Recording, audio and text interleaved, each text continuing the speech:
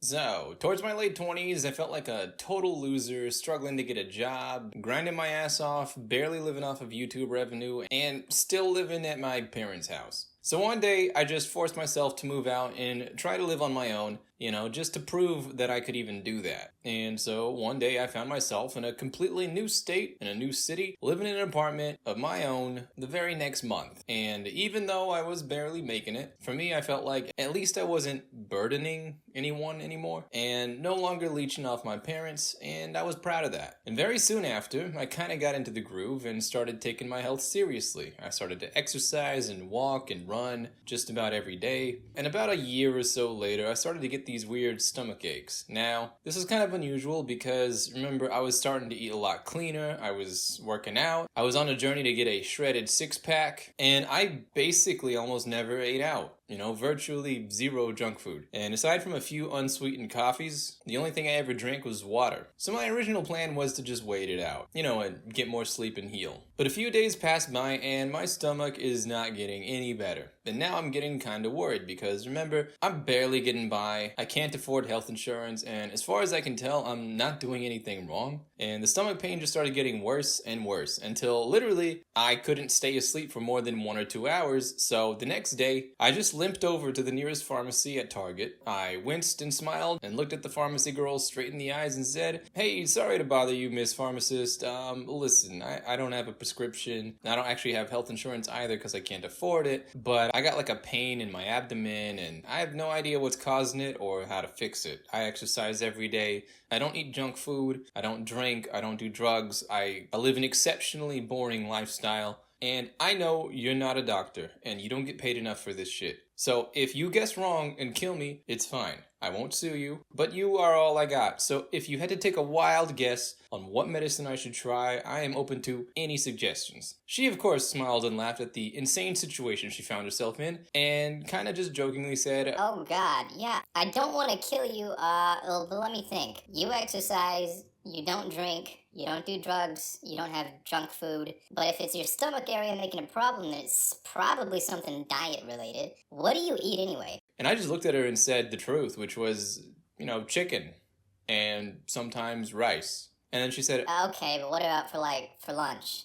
and I said, chicken and rice. And then she said, Okay, what about for dinner? and I said, also chicken and rice. And then her expression started to look totally perplexed and said, What about when you go out to eat or even fast food? I don't eat out. I literally can't afford it. So then her expression went into disbelief and she said, Wait, okay, so you eat chicken and rice for breakfast, for lunch, and for dinner. Like, really? That's it, all the time. You don't snack on fruit, or nuts, or carrots, or leaves, or vegetables, or chips, or anything? and I just looked at her straight in the face and said, no. I literally just have chicken and rice and water and sometimes coffee in the morning. And her expression quickly went from perplexed to utter disbelief. And then in a very silly voice, she just said, Well, I can tell you right now, without even being a doctor, you're probably just experiencing food building up in your intestines, and it's not moving because you have actually zero fiber, minerals, vitamins, and nutrients in your body. So she gave me some stomach flushing medicine and then pointed me to the grocery section of Target and then ordered me to go buy some spinach and bell peppers and bananas and blueberries and tangerines and said, just eat like a handful of those like once a week and you should be all right. So I went home, I took the medicine, and I started eating handfuls of those things once a week, and all of my stomach problems miraculously went away. And that was the moment I realized when I was living with my parents, just eating whatever they would make for me, they weren't just randomly feeding me whatever we had. They were also making sure that the food that we had was, somewhat of a healthy balance of things you actually needed to live. And when I moved out and I had to make food for myself, and as someone who never thought about this, my tendency to min-max and simplify everything,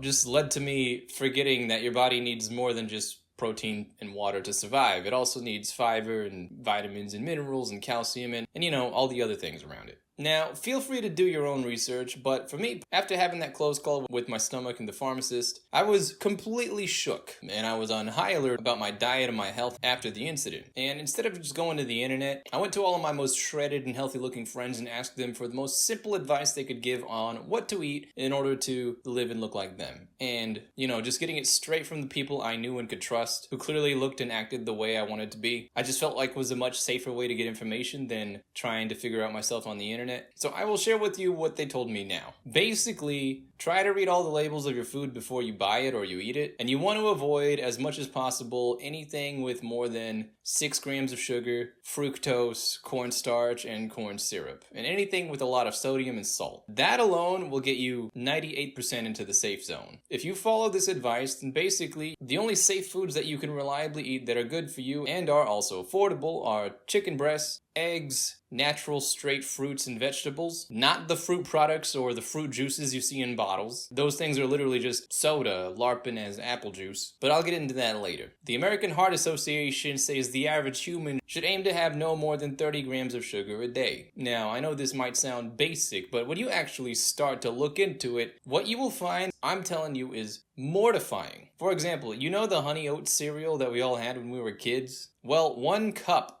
of that is 18 grams of sugar. 1 cup. This is 1 cup. I can tell you right now, no kid in the history of America ever had 1 cup of cereal for breakfast in their entire fucking life. Like, I'm telling you right now, as someone who was once an American kid, I counted my cereal in bowls. Like, look at the size of a bowl compared to the size of a cup.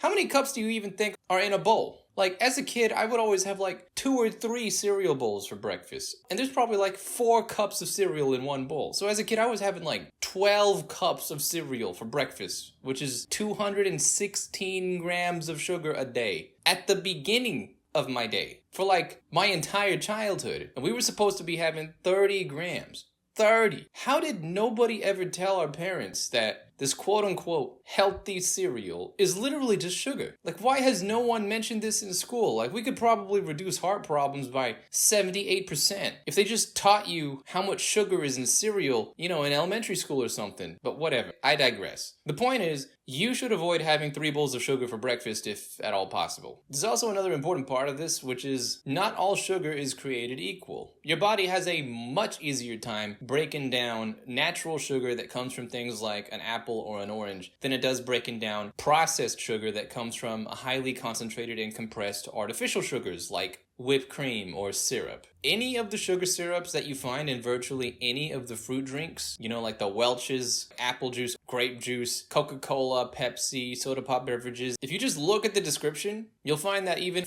orange juice has 25 grams of sugar stuffed into it. Now, technically, if you look online and ask why the there was so much sugar in these fruit drinks, the corporations will tell you because fruit has a lot of natural sugar, so don't worry about it. We didn't add anything. But personally, I'm a little suspicious about that because, well, you know what? Actually, you can test this yourself. Go buy a normal orange juice bottle from a grocery store, like Welch's or something. The ones that say 100% natural, no sugars added, whatever. Then go to a grocery store like Sam's or something where they got the machine that literally lets you see the orange juice being squeezed in real time in front of your eyes. Take that juice and then just do a side-by-side comparison for yourself. The real, pure, actual, natural orange juice will taste bitter and tangy, and the fake one will taste like impossibly pure and smooth like syrup. What you need to know is the sugar from the actual, real, natural fruit, your body can break down pretty easily. But the fake stuff from the artificially injected sweetener, thinner, whatever, that stuff your body will likely struggle to break down, and that sugar will just go straight to your gut. But don't take my word for it, just do the test yourself and let me know down in the comments if you can tell or feel what the difference is.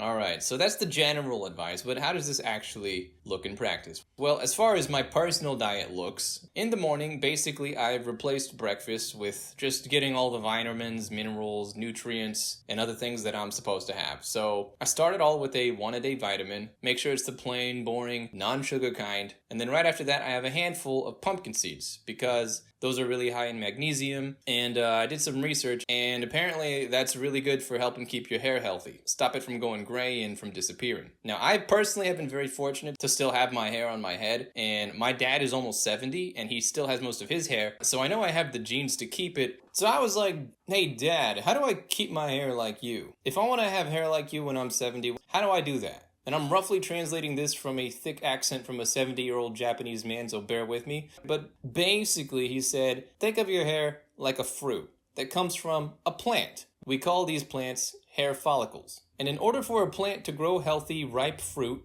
it needs nutrients and constant water. Now in your body, the nutrients just comes from what you eat, and your blood is the water. Now when your blood flow gets weak, the hair follicles stop receiving proper blood flow. It's like the hair follicles are no longer receiving water, and that's when they die. So, if you want to keep healthy blood flow going through your body, even as you get older, the best way to do that is exercise daily. Yes, once again, daily exercise is the solution to 95% of most of your problems as you get older. Now, obviously, genetics and stuff plays into this, but if you just want to maximize your chances of keeping whatever you have from your youth into your old age, exercise, eat right, and drink lots of water, because that's what blood is mainly made out of anyway. Now, obviously, hair is more complicated than that, but after doing some research, the only extra advice I found pretty useful was that magnesium is apparently a really helpful way to keep your head healthy, and pumpkin seeds were the easiest, cheapest thing that I could find in the grocery store. So every day, I just eat a small handful of those in the morning.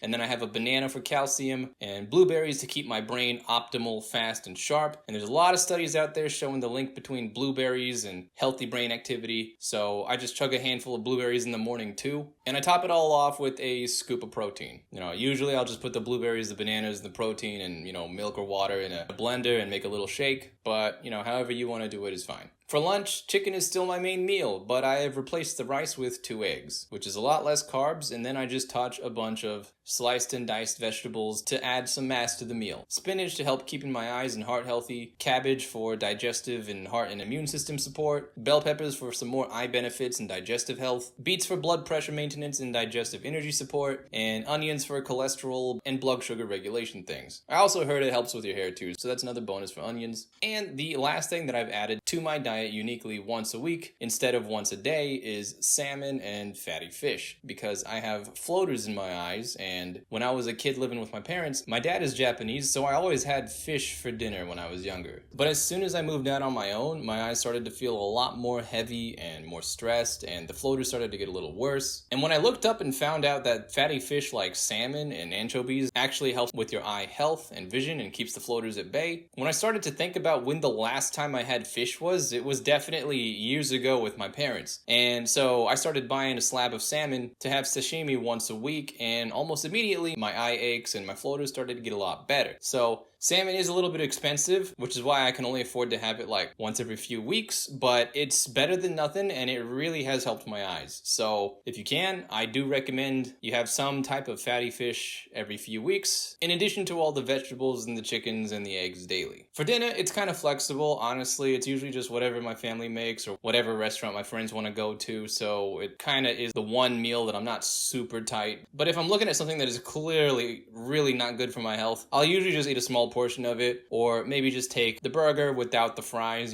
But yeah, dinner is kind of flexible. But lastly, the most important thing that I've added to my diet is 2 hours before going to bed, I have a handful of pistachio nuts and some kiwis, because both of those foods help your body produce melatonin, which is important to help you go and stay asleep. Now, nobody told me this, but apparently after you turn 30, your body starts to lose the ability to produce melatonin. Which means, when you were younger and you could sleep for 8 hours straight, at 50% less melatonin, now you're only staying asleep for 4 hours max. And remember, sleep is the holy grail of your body staying young and healthy. So pistachios and kiwis daily kind of help me maintain that melatonin balance, so I can stay asleep, a full 7 to 9 hours a day. And yeah, that's basically what I eat and how I got there. I'm not going to leave any links to any websites or an online store, because I'm genuinely not trying to sell you anything or promote a sponsor. And you can find almost all of these things at the grocery store, like whey protein powder, pumpkin seeds, bananas, blueberries, chicken breast, eggs, onions, spinach, bell peppers, cabbage, pistachio seeds, and kiwi. I mean, that's basically what I eat every day now. And dinner's kind of flexible depending on what my family and friends are eating. But yeah, almost everything else on that list aside from fish is pretty affordable. So if you are also struggling to get your health diet sorted out, then hopefully maybe my experience and information may have helped you figure something out for you. But as far as the results go, at least for me personally, it's been a pretty nice surprise. I'm trying to get shredded abs, and my gym bros were like, hey, if you want to get that, you're probably going to need to get somewhere between, 12% body fat in order to see your abs. And the last time I went to the gym and checked, the machine said that I was at 15% body fat, so I'm kind of almost there. But yeah, you just need to adjust some of the foods depending on your normal diet, but obviously do what's best for you. Regardless, I hope that helps, and as always, hope you have a